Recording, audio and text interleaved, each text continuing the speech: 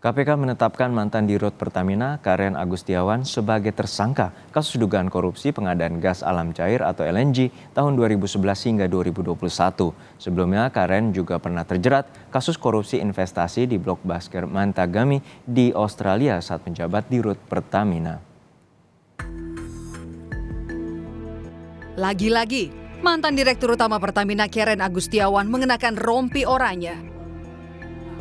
KPK menetapkan Karen Agustiawan sebagai tersangka kasus dugaan korupsi pengadaan gas alam cair atau LNG di PT Pertamina tahun 2011 hingga 2021. Ketua KPK Firly Bahuri menyebut Karen Agustiawan bakal ditahan selama 20 hari ke depan di rutan KPK. Dan menetapkan serta mengumumkan tersangka sebagai berikut. GKK alias KA, Direktur Utama PT Pertamina Persero tahun 2009 sampai dengan 2014. Untuk kebutuhan proses penyidikan, penyidik KPK telah melakukan dan akan melakukan penahanan terhadap tersangka GKK alias KA selama 20 hari pertama terhitung 19 September 2023 sampai dengan 8 Oktober 2023 di Rumah Tahanan Negara KPK. Karen pun membantah. Ia menyebut pengadaan LNG bukan tindakan pribadi, melainkan aksi korporasi Pertamina untuk menindaklanjuti instruksi Presiden nomor 1 tahun 2010. Pengadaan LNG ini bukan aksi pribadi, tapi merupakan aksi korporasi Pertamina berdasarkan impres yang tadi saya sebut, surat UKP 4 sebagai pemenuhan proyek strategis nasional.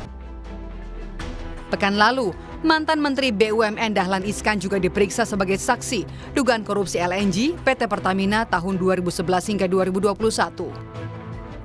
Hal ini sebagai tindak lanjut dari pemeriksaan sejumlah mantan direktur sebagai saksi.